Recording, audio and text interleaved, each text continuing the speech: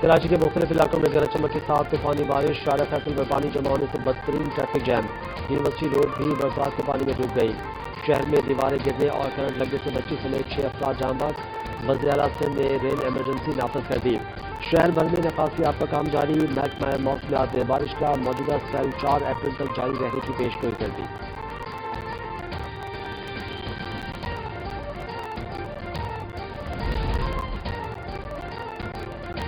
کراچی میں بارش برسنے کے ساتھ ہی کئی علاقے اور شاہراہیں پانی میں ڈوب گئے۔ پیپلز چونگی کے قریب برساتی نالا ابل پڑا، شارع ایونیو اور شارع اورنگزیب گندے پانی میں ڈوب گئے۔ شیر شاہ سوری روڈ، سخی حسن چورنگی سے واٹر پمپ تک ٹریفک متاثر۔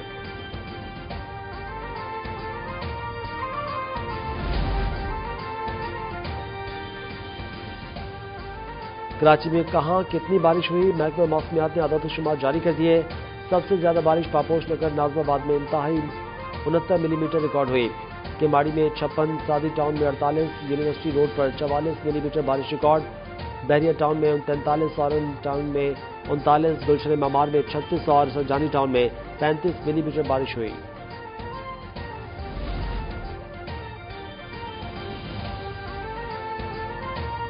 کراچی میں بارش بجلی کے بعد گیس بھی غائب، شہر کے مختلف علاقوں میں گیس کی فراہمی معطل، ملیر، شاہ فیصل، کرنجی، لاڈی سمیت متعدد علاقے گیس سے محروم۔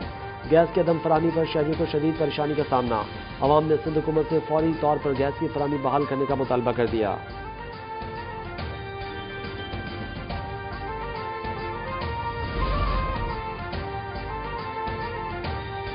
تمام متعلقہ اداروں کو ممکنہ بارشوں کے پیش نظر پہلے ہی ہائی الرٹ کر دیا گیا تھا۔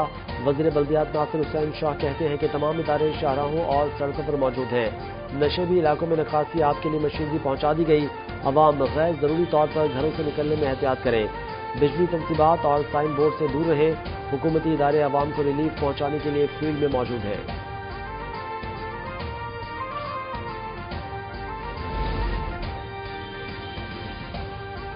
پاکستان کے سرکاری ادارے سائبر حملوں کے نشانے پر قومی سائبر ایمرجنسی رسپانس ٹیم نے سائبر سیکیورٹی ایڈوائزری جاری کر دی، جس کے مطابق سائبر ونڈر گروپ کی جانب سے پاکستان کے سرکاری اداروں پر سائبر حملوں کا خدشہ ہے۔ فشنگ مہم کے ذریعے حساس معلومات چوری کرنے کی کوشش جاری ہے، جبکہ جعلی ویب سائٹس کے ذریعے سرکاری ملازمین کو دھوکہ دیا جا رہا ہے۔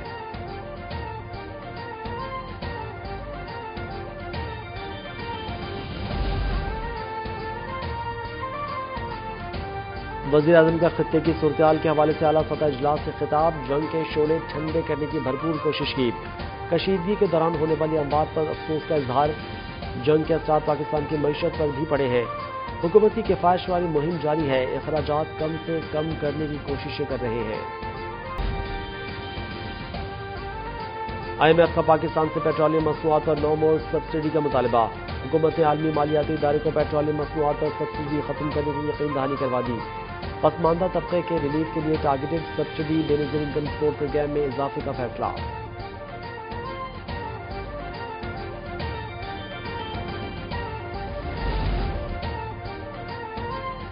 جنگ کے باعث پیٹرولیم مصنوعات کی قیمتوں میں اضافہ، پاکستان میں ہر سطح پر مہنگائی کا طوفان، صرف ایک ماہ میں ٹرانسپورٹ سمیت کئی روزمرہ ضروریات زندگی اوسطاً 12 سے 15% مہنگی، ٹرانسپورٹ 12% سے زائد، قیام و طعام کے اخراجات میں 3% اضافہ، تعلیمی اخراجات مزید 1.29%، ادویات کی قیمتوں میں 0.71% کا اضافہ، ایک ماہ کے دوران اسٹیشنری، گاڑیوں کے پرزہ جات، فرنیچر، کارپیٹ اور ریسٹورنٹ بھی مہنگے۔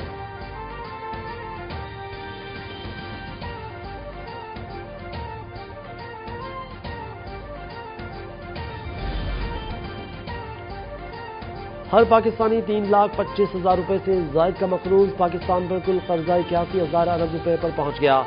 سینٹ کی قائمہ کمیٹی اقتصادی امور کے اجلاس میں IMF سمیت بیرونی اور مقامی قرضوں کا معاملہ زیر بحث، قرض میں 26,000 ارب روپے بیرونی اور 15,000 ارب روپے مقامی شامل ہیں۔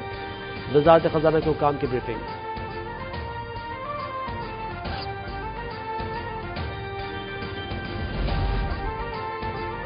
امریکی صدر کی ایران پر شدید حملوں کی دھمکی، ڈونلڈ ٹرمپ کہتے ہیں کہ بہت جلد تمام فوجی مقاصد حاصل کر لیے جائیں گے۔ ایران کی نیوی ایئر فورس کو مکمل تباہ کر دیا، کئی لیڈر ختم ہو چکے، رجیم چینج رہی، ایران کی ایٹم بم بنانے کی صلاحیت ختم کر دی۔ ڈونلڈ ٹرمپ نے کہا کہ ایران جنگ کا مشکل حصہ مکمل ہو چکا ہے، اب ایران خطرہ نہیں رہا، مقاصد کی مکمل تکمیل تک جنگ جاری رہے گی، اپنا مشن مکمل کریں گے۔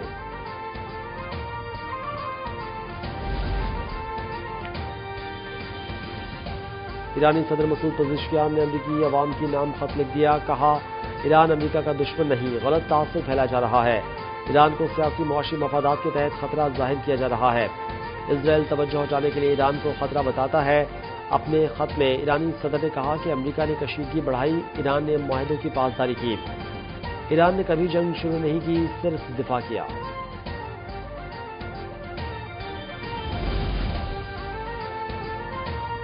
جنگ میں لڑنے کے لیے 70 لاکھ ایرانیوں نے خود کو پیش کر دیا۔ ایرانی پارلیمنٹ کے اسپیکر محمد باقر القالیباف نے دعویٰ کیا ہے کہ اسرائیل اور امریکہ کے ساتھ جنگ کے آغاز کے بعد سے 70 لاکھ ایرانیوں نے فوجی خدمات کے لیے رضاکارانہ طور پر خود کو پیش کیا ہے۔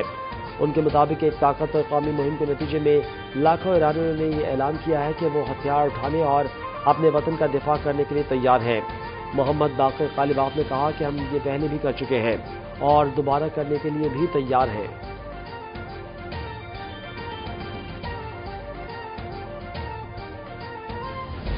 امریکی اور اسرائیلی صنعتی مراکز پر میزائل اور ڈرونز کی برسات، پاسداران انقلاب نے اعلان کر دیا۔ آپریشن وعدہ صادق چالن کی 90ویں لہر کے تحت خطے میں امریکی اور اسرائیلی صنعتی اور عسکری اہداف کو میزائلوں اور ڈرونز کے ذریعے نشانہ بنایا گیا۔ اگر ایرانی صنعتی تنصیبات پر حملے جاری رہے تو اس کے جواب میں اسرائیلی اور خطے میں موجود امریکی صنعتی مراکز کو نشانہ بنایا جائے گا۔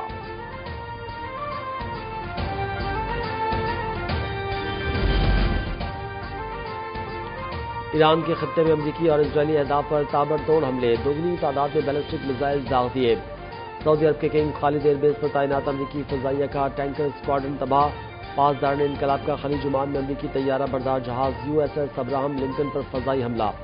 اردن میں امریکی اڈے پر کارروائی، قطر میں تیل بردار جہاز کو نشانہ بنایا گیا۔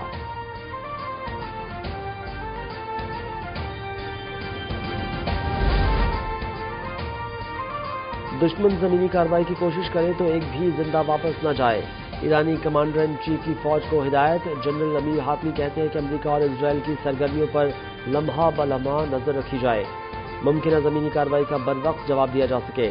ایرانی مسلح افواج کے سربراہ نے کہا کہ اگر دشمن زمینی کارروائی کی کوشش کرے تو ان کا ایک بھی زندہ آدمی نہیں جانا چاہیے۔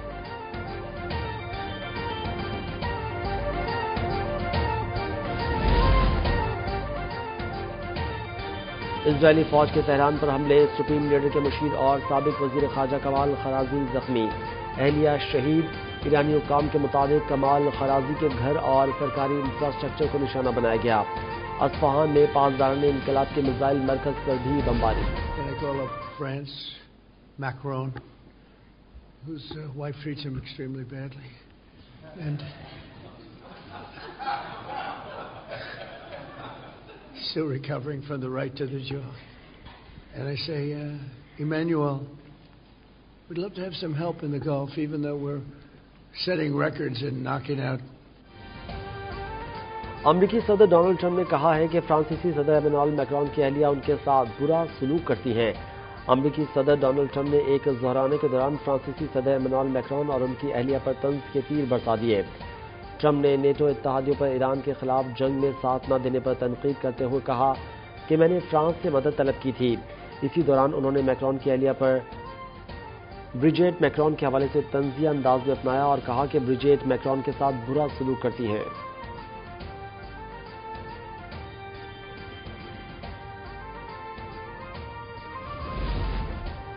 فرانسیسی صدر ایمانوئل میکرون نے ڈونلڈ ٹرمپ کے تبصرے کو غیر شائستہ اور ناموزوں قرار دے دیا، کہا یہ جواب دینے کے بھی قابل نہیں۔ واضح رہے کہ ڈونلڈ ٹرمپ نے کہا تھا کہ فرانسیسی صدر کی اہلیہ ان کے ساتھ برا سلوک کرتی ہیں۔ جواب میں فرانسیسی صدر نے کہا کہ ٹرمپ انتظامیہ مسلسل متضاد پیغامات دے رہی ہے۔ صدر میکرون کا کہنا تھا کہ بہت زیادہ باتیں ہو رہی ہیں لیکن ہمیں استحکام، سکون اور امن کی طرف واپسی کی ضرورت ہے، یہ کوئی تماشا نہیں ہے۔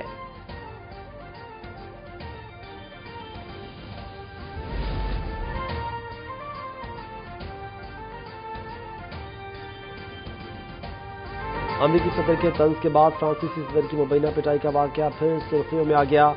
گزشتہ سال غیر ملکی دورے کے دوران فرانسیسی صدر میکرون کو ان کی اہلیہ نے تھپڑ مار دیا تھا، جس کی ویڈیو وائرل ہوئی تھی۔ فرانسیسی صدر نے جب ویتنام پہنچے اور وہ جہاز سے اترنے لگے تو اسی دوران ان کی اہلیہ کی جانب سے انہیں تھپڑ مارا گیا تھا اور یہ لمحہ کیمرے میں ریکارڈ ہو گیا۔ میڈیا رپورٹ کے مطابق فرانسیسی حکام نے پہلے واقعے کی تردید کی لیکن پھر اسے مذاق میں کی گئی حرکت قرار دیا۔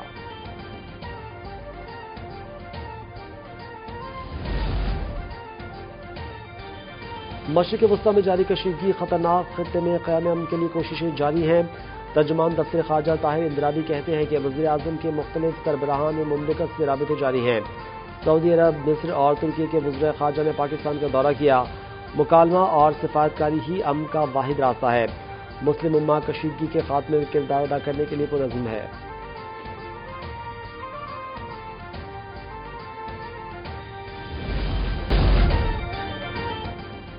اور ناسا کا آرٹیمس 2 راکٹ فلوریڈا سے تاریخی مشن پر روانہ۔ مشن 50 سال بعد انسانوں کو دوبارہ چاند کے قریب لے جائے گا۔ 4 خلابازوں پر مشتمل عملہ 10 دن میں تقریباً 6,85,000 میل کا سفر کرے گا۔ مشن چاند پر لینڈنگ نہیں کرے گا۔